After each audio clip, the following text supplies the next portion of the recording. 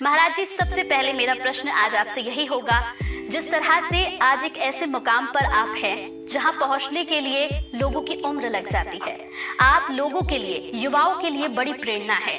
आपकी यात्रा की शुरुआत कैसे हुई? सबसे पहले भागवत जी के द्वारा ही सेवा का भाव आया। जब भागवत जी सब जगह जा जा करके करते थे, लोगों को प्रेरित करते थे। कई लोग ऐसे थे जो आत्महत्या करना चाहते थे, मोटिवेट होते थे कथा से कि नहीं, आत्महत्या नहीं करना है, हमें जीना है।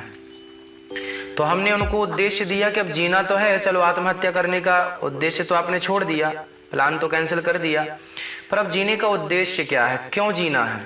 तो जीने का उद्देश्य है सेवा। इसलिए हमने एक नारा दिया, एक ही संकल्प एक ही नारा, सेवा ही है धर्म हमारा। तो आओ अब जीते हैं परमार्थ के लिए, परोपकार के लिए। तो जीने का उद्देश्य जब लोगों को मिला तो लोग जीने लग गए। परमार्थ करने से उनका भी जीवन व्यवस्थित हुआ और सेवा करके उन्हें सुख भी प्राप्त हुआ। तो भागवत जी के द्वारा ये सेवाओं का जो सिलसिला चला, यही आज यहाँ तक लेकर के आने वाला है।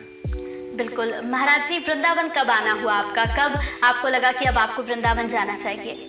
पढ़ने के उद्देश्य से 17 जुलाई 2006 में पहली बार वृंदावन का दर्शन हुआ था और पढ़ने के उद्देश्य से ही वृंदावन आए थे।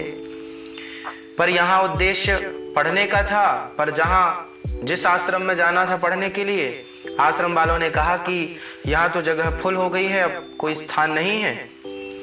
तो हम वापस जाने लगे तो याद आया कि जा रहे हैं तो पहले बिहारी जी का दर्शन करें। तो बिहारी जी का दर्शन करने जब गए तो बिहारी जी से हमने बस इतना ही कहा कि प्रभु, इतना बड़ा वृंदावन है, इतने लोग रहते हैं, हमारे लिए भी थोड़ी सी जगह आप दे दें तो बड़ी कृपा होगी।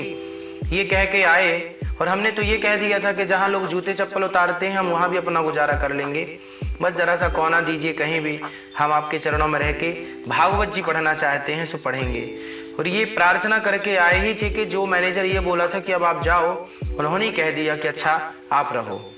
तो ये बिहारी जी का पहला चमत्कार जो कि प्रत्यक्ष रूप से मैंने आज तक महसूस किया है इसको, कि आज जो भी हैं, शायद ये बिहारी जी की प्लानिंग थी कि आपको पढ़ लिख करके ये सेवाएं करनी है, बिहारी जी को दास के द्वारा करानी थी, सो करा रहे हैं।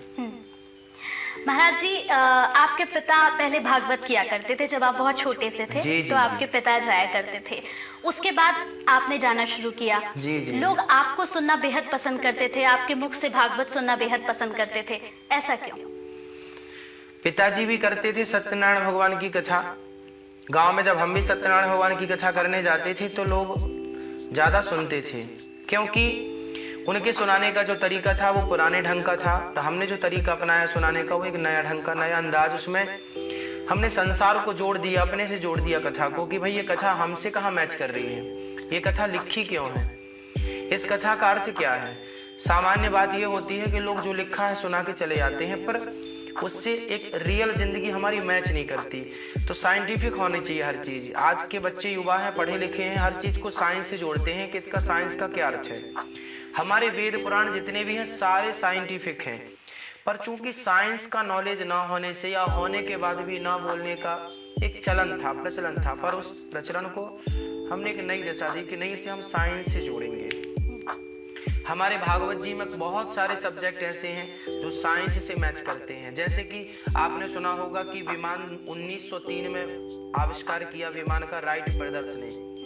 इसके पहले विमान के उल्लेख हमारे भागवत जी में है। सतयुग में कामक विमान, फिर त्रेता में पुष्पक विमान, फिर कलयुग में ये विमान जो हम लोग देख रहे हैं। तो ये विमानों का उल्लेख कहीं ना कहीं साइंस में, हमारे वेद पुराणों में पाया जाता है। तो जो आज हम देख रहे हैं ये ऑलरेडी हमारे यहाँ पहले